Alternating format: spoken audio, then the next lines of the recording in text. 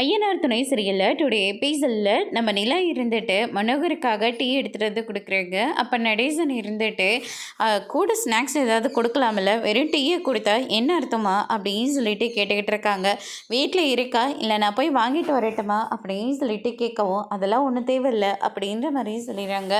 அதுக்கு அடுத்ததாக வந்து பார்த்திங்கன்னா நிலா உள்ளே போன உடனே மருமகளுக்கும் எனக்கும் சின்னதாக கொஞ்சம் பிரச்சனை ஆகிப்போச்சு.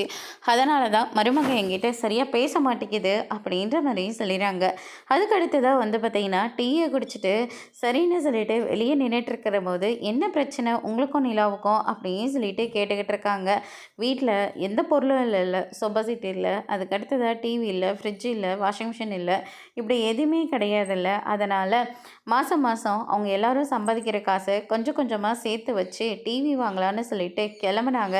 அந்த நேரம் பார்த்தா அங்கே நின்றுட்டு இருக்கிறதுல அது என்னோட வண்டி தான். 2 மாதமாக டியூ கட்டலன்னு சொல்லிட்டு கடங்காரங்க வீட்டு முன்னாடி வந்து நின்று சத்தம் போட ஆரம்பிச்சிட்டாங்க. நிலா அந்த டிவி வாங்குறதுக்காக வச்சுருந்த காசை வந்து கொடுத்துருச்சு. அதனால் என் மேலே அதுக்கு சமக்கம் வந்துருச்சு அப்படின்ற மாதிரி சொல்லிடுறாங்க. அதுக்கு அடுத்ததான் நிலாவும் மனோகரும் கோயிலுக்கு கிளம்பி போகிறாங்க. அங்கே வந்து பார்த்திங்கன்னா நான் எல்லா விஷயமும் கேள்விப்பட்டாமா, அந்த வீட்டில் எதுவுமே கிடையாது, எப்படிம்மா நீ அந்த வீட்டில் இருக்க, டிவி வாங்குறதுக்கே அவ்வளோ நாள் பட்ஜெட் போட்டு டிவி வாங்குகிற அளவுக்கு தான் நீங்கள் வந்திருக்கீங்க, எதுவுமே அந்த வீட்டில் உங்களுக்காக கிடையவே கிடையாது, எதுக்காக நீங்கள் அந்த வீட்டில் இருந்து கஷ்டப்படணும், நான் கஷ்டப்படுறேன்னா நான் எதுக்காகப்பா கஷ்டப்பட போகிறேன், எனக்கு அந்த வீட்டில் ரொம்ப சந்தோஷமாக இருக்குது, அந்த வீட்டில் பொண்ணுங்க கிடையாதுப்பா, இப்போ தான் நான் வந்திருக்கேன்ல, 1 வருஷமாக டிவி இல்லாமல் தான்ப்பா இருந்தேங்க, ஆனால் இப்போ அடுத்தடுத்து பொண்ணுங்களை வரப்போகிறாங்க, அதனால தான் வீட்டுக்கு ஒவ்வொரு பொருளாக வாங்கி போகலான்னு சொல்லி முடிவு எடுத்தோம். மற்றபடி நீங்கள் நினைக்கிற மாதிரிலாம் எங்களுக்கு எந்த கஷ்டமும் கிடையாது அப்படின்ற மாதிரி நிலா வந்து சொல்லிடுறாங்க. அதுக்கு அப்பா நான் இங்கே ரொம்ப சந்தோஷமாக தான் இருக்கேன், ப்ளீஸ்ப்பா பேசாமல் நீயும் மாப்பிள்ளையும் தனி கொடுத்தன வந்துடலாம்ல, நானப்பா இந்த வீட்டு மேலே ஆசைப்பட்டு தான் நான் கல்யாணம் பண்ணிக்கிட்டே வந்தேன், ஆனால் மறுபடியும் தனி கொடுத்தேன்னா என்னப்பா அர்த்தம், அதெல்லாம் ஒன்றும் வேண்டாம், நானும் சொல்லணும் இங்கே ரொம்ப சந்தோஷமாக தான் இருக்குங்க அப்படின்னு சொல்லிட்டு நிலா வந்து சொல்லிடுறாங்க. அதுக்கு அடுத்ததாக வந்து பார்த்தீங்கன்னா சரின்னு சொல்லிட்டு அப்பா இருங்க நான் போய் சக்கரை பொங்கல் வாங்கிட்டு வரேன், இங்கே ரொம்ப சூப்பராக இருக்கும், இருமா நீ எதுக்கம்மா அங்கே தனியாக போகிற, இல்லைப்பா இங்கே வந்து எனக்கு பழக்கம் ஆகிடுச்சு நான் பார்த்துக்கிறேன் அப்படின்னு சொல்லிட்டு நிலா வந்து சொல்லிட்டு போயிடுறாங்க. அதுக்கு அடுத்ததாக வீட்டுக்கும் கிளம்பி வந்துடுறாங்க.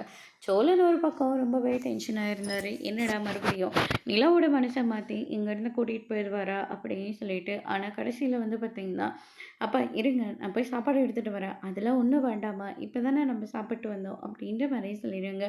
அதுக்கு அடுத்ததான் என்ன வந்ததுலேருந்து இன்னும் சேரன் காணோம் அப்படின்னு சொல்லிட்டு கேட்கவும், அதே மாதிரி சேரனும் நம்ம பல்லவனும் வந்துடுறாங்க.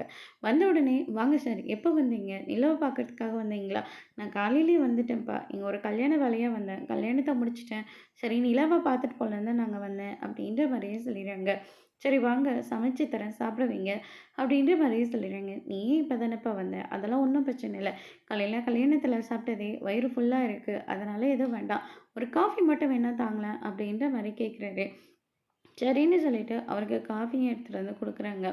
அதுக்கு அடுத்தது வந்து பார்த்திங்கன்னா மாப்பிள்ள உங்களுக்கு ஏதாவது வேலை இருக்கா, இல்லையே மாமா, ஏன் என்னாச்சு, இல்லை வண்டி ஓட்டி ஓட்டி ரொம்ப டயர்டாகிட்டேன், அதனால் நீங்கள் என்னை கொஞ்சம் ஹோட்டல் வரையும் ட்ராப் பண்ணுறீங்களா அப்படின்ற மாதிரியும் சொல்லிடுறாங்க.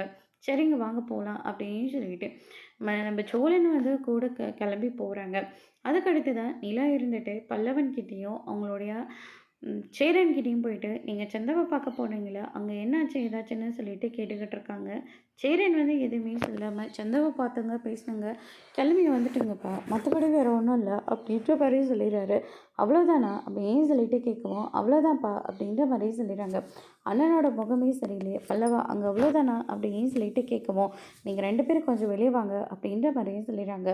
அதுக்கடுத்ததான் அவங்க சில கண்டிஷன்லாம் போட்டாங்கல்ல, அந்த கண்டிஷன் எல்லாமே உங்களை அங்கேருந்து துரத்துறதுக்காக மட்டும்தான், மற்றபடி சந்தானியை கல்யாணம் பண்ணி கொடுக்குறதுல அவங்களுக்கெல்லாம் கொஞ்சம் கூட விருப்பமே இல்லை அப்படின்ற மாதிரியும் சொல்லிடுறாங்க. இதை கேட்டு உடனே நிலாவுக்கும் பாண்டியனுக்கும் ரொம்பவே ஷாக்கிங்காக இருக்குது. அதோட இன்னைக்கான எபிசோட் முடிச்சிருக்காங்க.